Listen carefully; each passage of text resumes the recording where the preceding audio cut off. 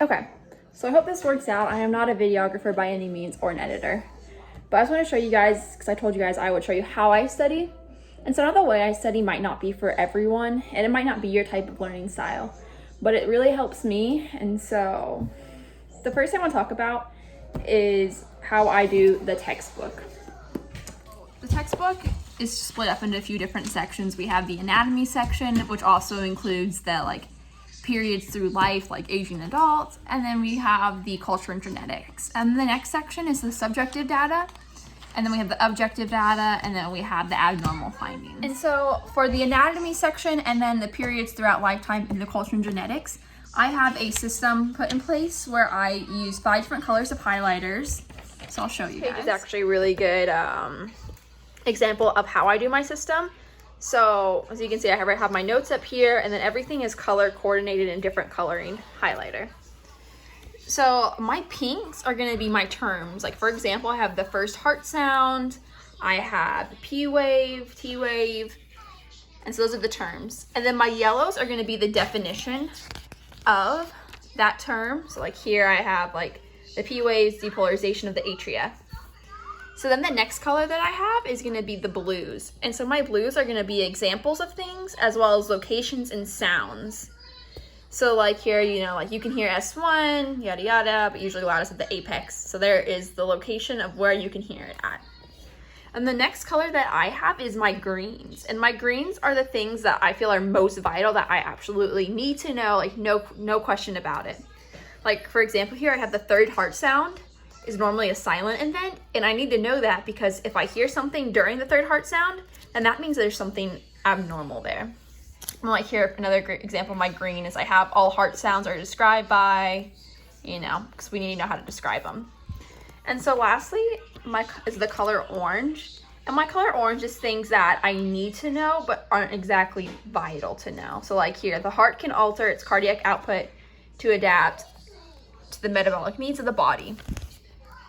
And so that's how I work my highlighters. It does take a lot of time, but it is so great because like when we have a quiz or exam coming through, I can flip through my book, and rather than have to like read through this whole section, I can just read the greens and the oranges if I want to. And then lastly, I have like my notes that I'll write on the page.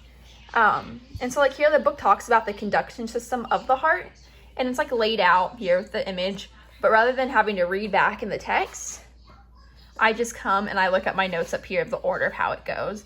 Then same here with the ECG waves, I wrote out which interval means. So here's how I have this, and this goes on through the cultural and periods of life. How I do my diagrams in the book. I don't do all of them like this, but for the sinuses I went ahead and did.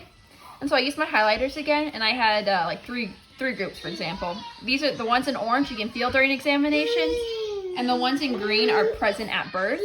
And then the ones in yellow are minute at birth. And I just kind of went ahead and highlighted them. Just I feel like this is something we might need to know for assessment. I have my subjective data page set up. So the subjective asks a whole bunch of just the questions that we'll ask for that part of the assessment. Now I typically just kind of breeze through these because I feel like it's a lot of it's common sense about what to ask during that part. But I really pay attention to the rationales, because the rationales here are what I have found to be, they have a lot on the exams, as well as the quizzes. And like for example here on chapter 13 we have this was on our exam the other day, and so I have of course in pink the term and then the definition, as well as I have a simpler definition of it right here. It's like skin itching, and there's like some more terms, and then as well as throughout the rationales I'll have some green highlighted, some blue for the location, then I'll have just some oranges that are just kind of good to know, might need to know, but not exactly vital. So then I'll just kind of breeze through that until I get down to the objective data. So the objective data has a lot of information that we need to know on how to do all the different sorts of assessments. And like, for example, the lung assessment, that was a lot on the exam this past week. And so with here, I'll look at the abnormal findings, and then I'll like highlight what I feel like is very important, and as well as I'll do like my terms. But then throughout it, I don't have as many greens in here, and I do a lot of orange just because it's a lot of like how to perform the exam, if that makes sense. And like here in green, I have like the order to do it. as well as like, you know, then move to the face of the person and repeat 4 maneuvers on the anterior chest. So like order. And so I really do focus a lot on this because, like, for example, tactile firmness, that was one of the big exam questions that we had. So that's how I do objective. And then here I have like the chart that I did in green because we have to know what those sounds are and what they sound like, as well as locations. And so, yeah, I study a lot of this. Now, when it comes to the abnormal findings, I kind of have a hit and miss system for this because I feel like it's really hard because we have to know some of them, but we don't know how to do all of them. So I got tongue-tied there.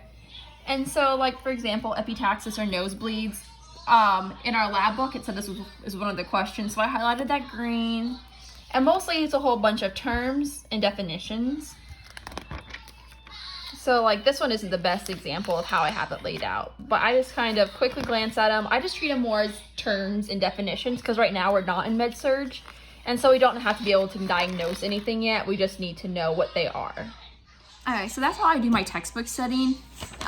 It does take quite a little bit of time, but I feel like it really does help because as you're reading it, you read it once and then you determine what category of highlighter it needs to go under. So then you're reading it twice. And then as well, like, yeah, when it's time for the exam, you can flip back and read the stuff that you want to read, whether it be the most vital or the terms or definitions.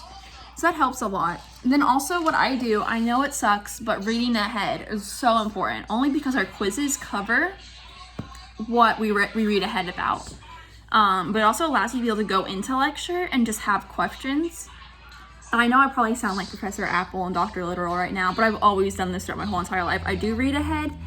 And once you get, like, the first week was tough, but once I read that first week, I've been able to keep up with it since. And so it does suck. But then what I also do is time management wise. So like, for example, this week we are assigned to read chapters, I want to say 23 and 24. And so that's 2 chapters this week. And so what I'll do is rather than read all in one day and try to stuff it in, I will split it up. So let's say on Thursday, I'll read chapter 23, and the next day I'll read chapter 24. And on the day I read chapter 23, I automatically go, as soon as I read that chapter, and I do the lab manual. Because I feel like it just helps me better put what I read in my mind. And so for these lab manuals, I know like some people are spending like 2 hours a chapter, and that sucks. They do take up so much time, and I hate it so much. But what I do is I don't allow myself to spend more than 1 hour on one. If I need to, I will, you know, if I have like some of them I just don't understand the questions, I'll come back to them. And if I still don't understand, I will go online to our ELIZA account and I'll go look it up and then write that down and study over that because it's something that I need to know. And so that's how I do the lab book. All right, so like here's from chapter 1. I have subjective versus objective, evidence-based. And so I just kind of go through and I write these out. And I usually color code each chapter. Like chapter 1 was blue, chapter 2 is green. And then I have just like some random notes that I'll go through. A lot of the like the abbreviation or the acronyms. I'll have on a different sheet of paper. It's kind of chaotic, but this really helps me, especially because I'm one of those people where I feel like writing down something really helps put it in my brain. I know I don't always have time to do these, but I always do try to. As well as like making flashcards can help and Quizlet. But again, that's if you have time. And then when it comes to like my other classes, like, you know, informatics, fundamentals of nutrition, and microbiology, what I kind of have the mindset of is just get it done as fast as I can. So I'll usually on Mondays and Tuesdays, I want to have everything done for online classes. Occasionally I will have to do it on Sunday. Typically I wait for Sunday for my informatics case studies because I hate them so much. But for micro, I make sure that I get my homework done that day. Usually when we go on break, take our 10-15 minute breaks, what I'm doing during that time is I am already starting on my homework, look at my notes, just to knock it out, get out of the way. Just so I don't have to worry about the rest of the week. I can just focus on health assessment. And so I think a lot of it is really just finding time, and time does suck. I understand it is hard. Like I have 2 toddlers. Me and my husband are both going to school full time, and then as well as he works full time, and we own a business that is ready to enter into our fall season. So it's a lot, and it does take a lot of time, and it sucks. But that's how I study. I don't know if it will help anyone or not. And again, I'm not saying this is the best way to study or do it my way and you'll like pass. It's just that's what works for me, and it's the only way I can actually study and get my work done, because if I don't do it that way, I literally cannot retain ejaculated squat. So if you guys have any questions, let me know. I'm sorry it's a little unorganized. It's taking me 4 hours to do this with my 2 kids today. 4. So I'm gonna go read and clean my house and do whatever I can. But we'll get through this, guys. We will. It's just a lot of teamwork. And my heart breaks because it sucks. I'm just rambling on now, but hope this helps. Bye, guys.